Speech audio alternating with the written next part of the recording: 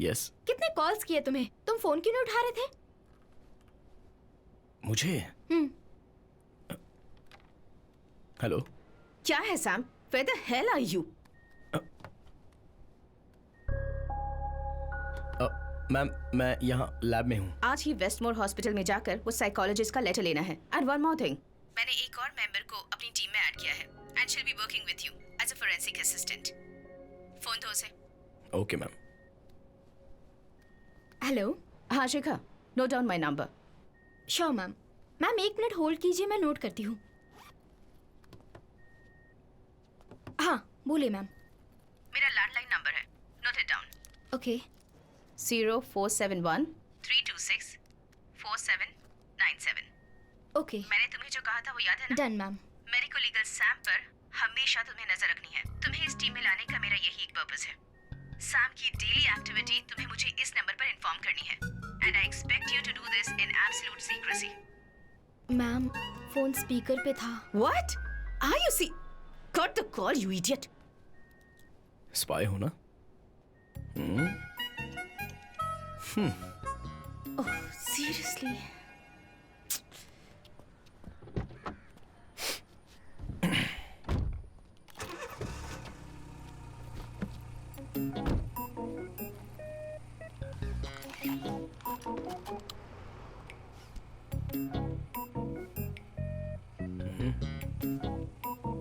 Department की गाड़ी नहीं लग रही, सीट बेल्ट नहीं बांध रहे।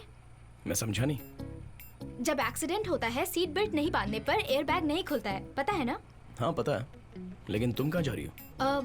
मैं तो साइकोलॉजिस्ट के पास जा रही हूँ। मिस्टर सैम कहाँ जा रहे हैं?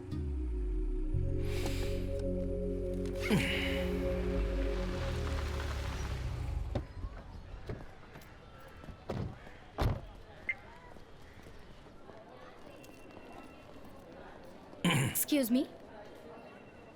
डॉक्टर अल्फांसो कुरियन का रूम कहाँ है? B block. Thank you. Welcome. Wait.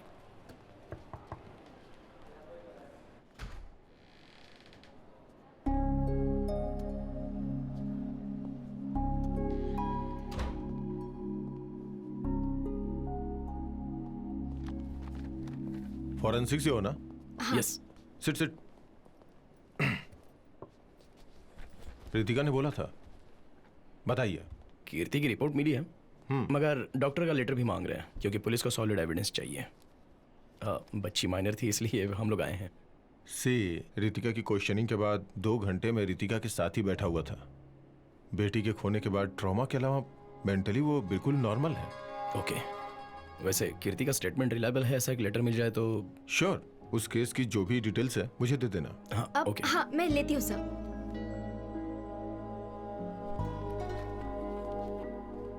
Hello. हाँ दिव्या और कीर्ति के केस की डिटेल्स के लिए कॉल किया है। व्हाट्सएप पर मत करो, मैं नोट करती हूँ। 1 मिनट रुको। Okay 1 second. नहीं तुम बोलो, मैं नोट करती हूँ। हाँ 280। हाँ ओके।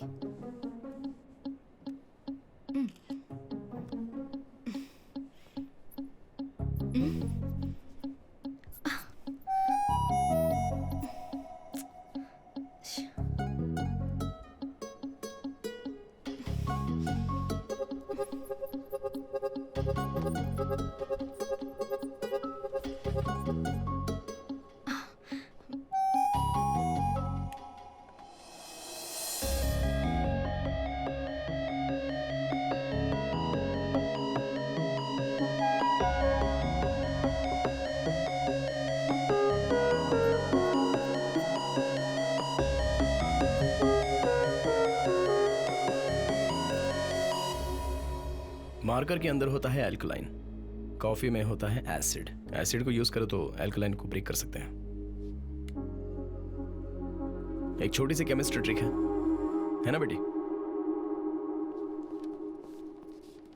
ये लो। Thank you. By the way, क्या नाम बताया तुमने? Samuel John काटुकारन। काटुकरण मतलब कहीं आप इब्राहिम सर के ग्रैंडसन हैं। हाँ तो जेवियर जॉन मेरा भाई है।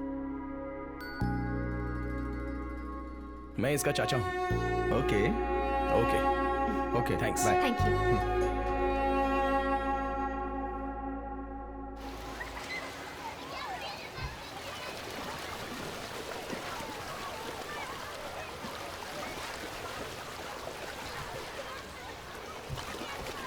तुम भी आ जाओ। थोड़ा अंदर स्माइल करो। अरे सुनो,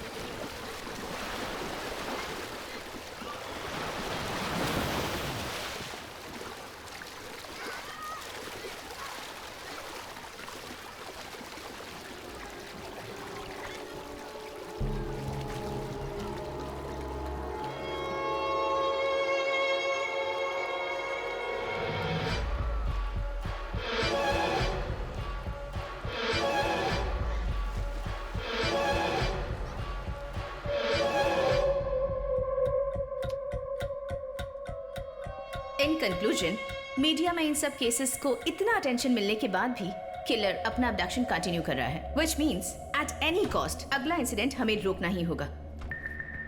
दिव्या के मर्डर केस को इतनी इंपॉर्टेंस मिलने की वजह भी यही है कि उसकी बॉडी कॉर्पोरेशन कंपोज साइट के बाउंड्री के पास से ही बरामद की गई थी। ऐसे पब्लिक प्लेस में मिलने के बाद एक्सपोजर को कंट्रोल करना, that too with our resources. Amusement park में से मिसिंग होने वाली दिव्या हमारी टॉप प्रायोरिटी है। I am on it sir. Okay, you come with me.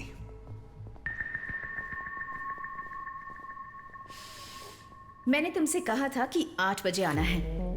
नहीं, ये ऐसा क्यों है? मैडम, आपने जैसा कहा कि कॉर्पोरेशन कंपोज साइट वाली जगह पर दिव्या की डेड बॉडी मिली थी। बॉडी डंप करने के लिए उसके साइड में तो इतना बड़ा सा खेत था, तो कंपोज साइट क्यों चुनी? उस किलर ने ऐसा क्यों किया होगा? बॉडी जिस जगह पर थी वहां पर कंपोज साइट की जो दीवार है वो लगभग 5 फीट ऊंची तो है ही, है ना? हाँ, फिर सपोज जब 5 फीट दीवार के उस पार डेड बॉडी को जब किलर फेंक नहीं पाया, तो एक बार सोच के देखो, दिव्या के डांस क्लास के बच्चे, वाटर थीम पार्क की सिक्योरिटी और इससे पहले के केस के विटनेसेस, वहां पर बच्चों के अलावा आजू बाजू में शक करने जैसा कोई भी इंसान नहीं दिखा, ऐसा सब कॉन्फिडेंटली बोल रहे थे। फिर भी किलर ने अबडक्शन किया। हाउ?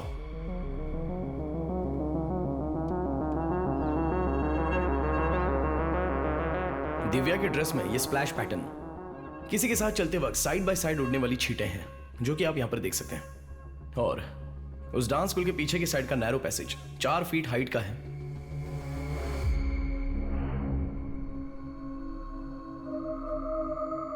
इसका मतलब 4 फीट ऊंचाई वाले नैरो पैसेज से चलने लायक वो जगह और 5 फीट दीवार के उस पार बॉडी को फेंक नहीं पाना, एक ऐसे ऊंचाई वाले आदमी की हमें तलाश है, क्योंकि वही किलर है।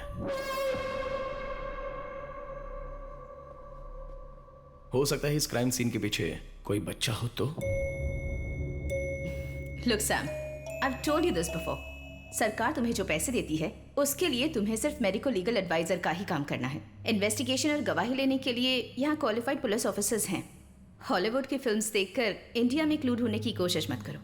मैडम, आपने अमरजीत शाह का नाम सुना है? सीरियल किलर के बारे में सोचो तो हमारे सामने कोई बच्चे की तस्वीर नहीं आती है, लेकिन क्राइम के लिए कोई एज लिमिट नहीं होती है मैडम।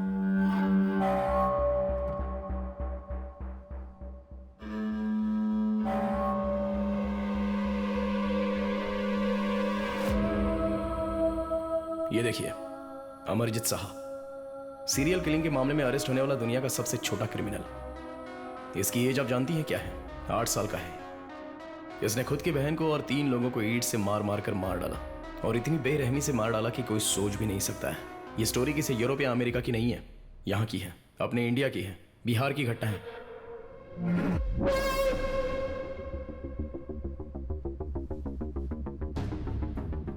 और सिर्फ इतना ही नहीं, मैरी बेल और उसके साथ रॉबर्ट थॉमसन 10 और 12 साल के चाइल्ड सीरियल किलर्स दुनिया की बहुत सारी जेलों में सजा भुगत रहे हैं। Children are definitely capable of violent crime, इसलिए तो हमारे यहाँ एक जुवेनाइल सिस्टम है मैडम।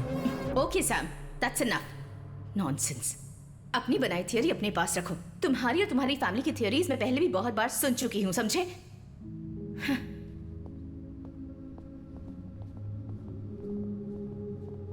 तुम दोनों पहले से एक दूसरे को जानते हो? है एक छोटा सा रिश्ता। एकेडमी से पास होने के बाद की बात है। मेरे भाई और रितिका की मैरिड लाइफ में रितिका को जॉब के लिए एक छोटी सी ऑब्स्टिकल के अलावा उनके बीच और कोई प्रॉब्लम नहीं थी, और रितिका ने हमेशा अपने काम को ही इंपॉर्टेंट समझा। रितिका की केयरलेसनेस की वजह से वो अपनी बच्ची खो बैठी। उसके बाद थोड़ा सा वक्त कलरफुल था। उसके बाद arguments, fights, family court, divorce. 6 साल बीत गए, लेकिन उसके बाद रितिका और हमारी फैमिली के बीच कोई भी रिश्ता नहीं रहा।